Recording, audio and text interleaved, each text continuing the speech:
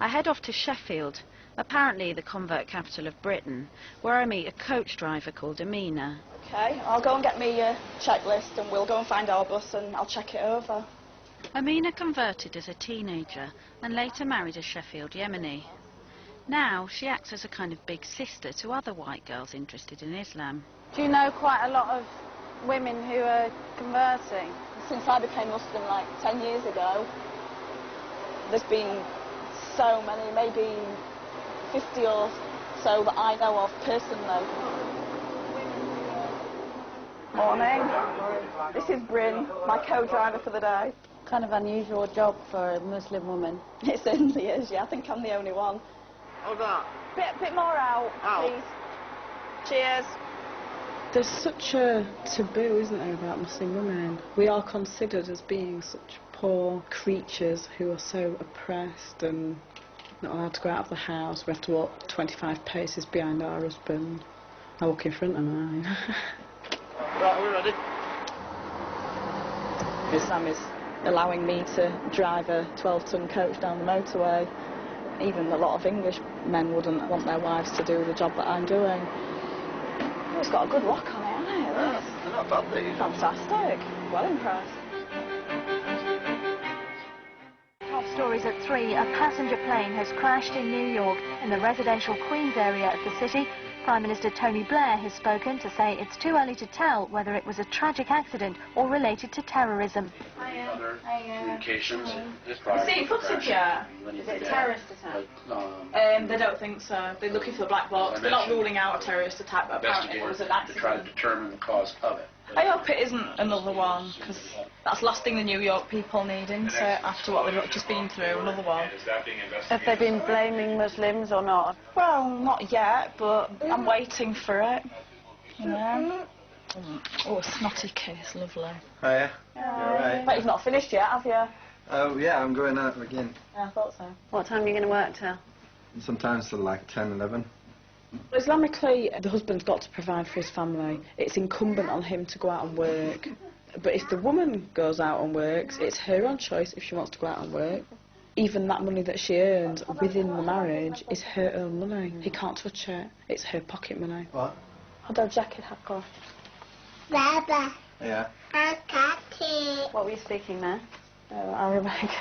What did he say? Told him to put his jacket and shoes on. So when you boss him around, you do that in Arabic? Depends who's here. If his Arab-speaking mates are here, I do it in English. One thing that's appealing about Muslim men to English girls is the fact that you know that your man's not going to come in absolutely bladdered at 2 o'clock in the morning with lipstick all over his face. Come on, darling. Let's go, boy. Oh, get him up out. Where's the mop again? Open that door, it's inside there. I can tell how much you use the mop, you don't even know where it's kept. I get this on film. An Arab man mopping up. It's a miracle. To prove that I help in the house. That's documented now. No, he's good actually. Assalamualaikum. Assalamualaikum. See you later.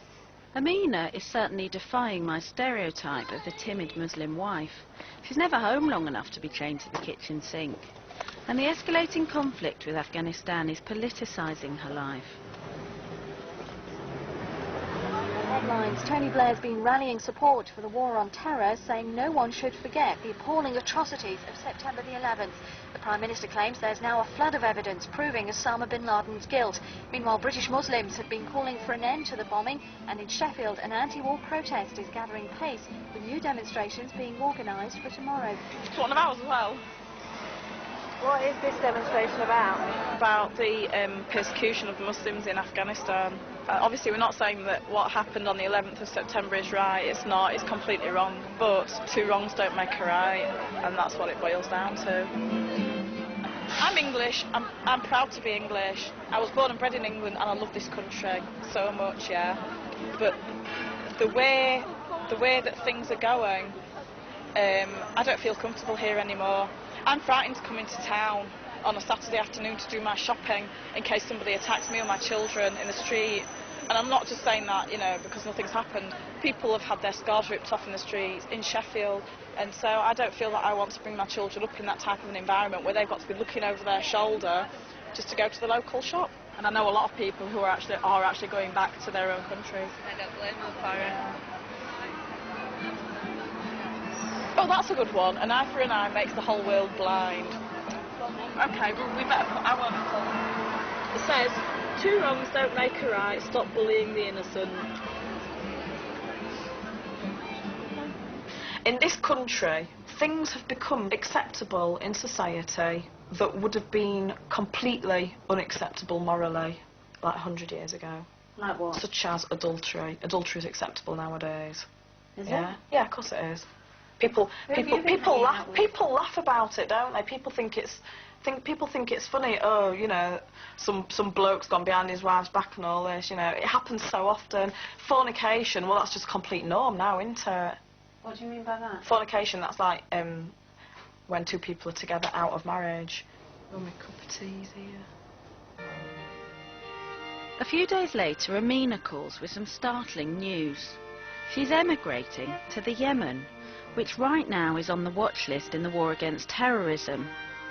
The Foreign Office is strongly advising Britons not to travel there. We've decided to take our chances over there, as it were. We're going to try and get a job over there and what have you, so... There's so much hatred for Muslims at the moment in Britain that I'm not bothered for myself, but my kids, you know, just in case. You just don't know, do you, what's going to happen. Oh, Ahmed! Well, I can't find you. Oh, you big turd! Wait a minute! Today, Amina, would be nice. Oh, shut up. Everything's packed. Here. Thanks. When I bought her to do this work.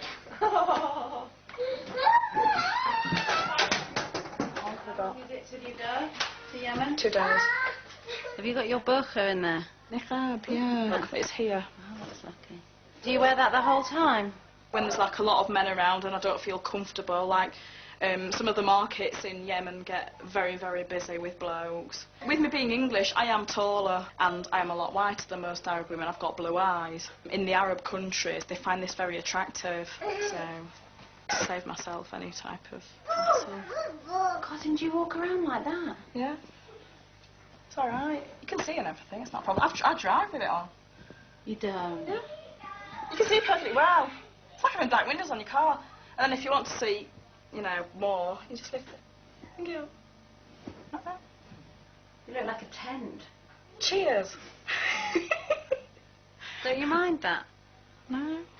I'd rather be seen as a chaste, modest woman than a slapper, to be honest.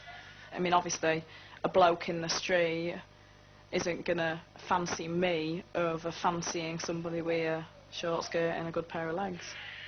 There's 2 blokes here. Would you guys find me attractive in this lot? Or would you rather look at a woman in a miniskirt? You can answer, Mr. Soundman. I think that was a no. No, exactly. So you don't find me attractive. She's good. That's the idea. In just a few hours, the family are leaving Sheffield for a new life in the Yemen. Mum, bye. To put this. There's still lots to do, but no shortage of help. That's the car keys. They're for Tracy. The TV in that bedroom. Yeah. Give it to Bakil. Oh, and also, Abdul Malik, in the back of the car is a computer. It needs to be dropped off at YL and Layla's house. Okay. Yeah. You get all this? Yeah, A lot of people I know who have become Muslim, one of the things that's drawn them to Islam is the strength and the bond between the Muslims. I don't think I would have had that type of quality of relationship with my friends before. How are you feeling, Zahra? Upset. Sad. She's leaving us. I'll probably cry before she goes. We're always there for each other. Whenever somebody needs something, like for instance someone's had a baby, the rest of us will be there sort of helping out and cooking meals and making sure that they're okay. But that's Islam. It brings people together. Ahmed! Abdul Hamid's here! Did we get a shower? Yeah. We've got time. We have. Gotta go now. Yes, darling. Yeah, please. Our coffee. Any strong men in the house, please? Right, that case can go downstairs. I hope I haven't forgotten anything. Aftershave. Ahmed, I don't know where it is, love. That'd be awkward. You should have thought that I'll need it. It's got nothing to do with me. Ahmed, it's an aftershave, for crying out loud. It's from Harrods. Ooh! What about my hair? Where's the gel? Packed. Obviously, it's packed. So I'll carry on. Thanks, Jalal. Yeah. Where am I meant to put this? That's it. May Allah protect it, inshallah. Have we got everything? All right, then. Jazakallah khair. I miss you too. Oh, I'll miss you too.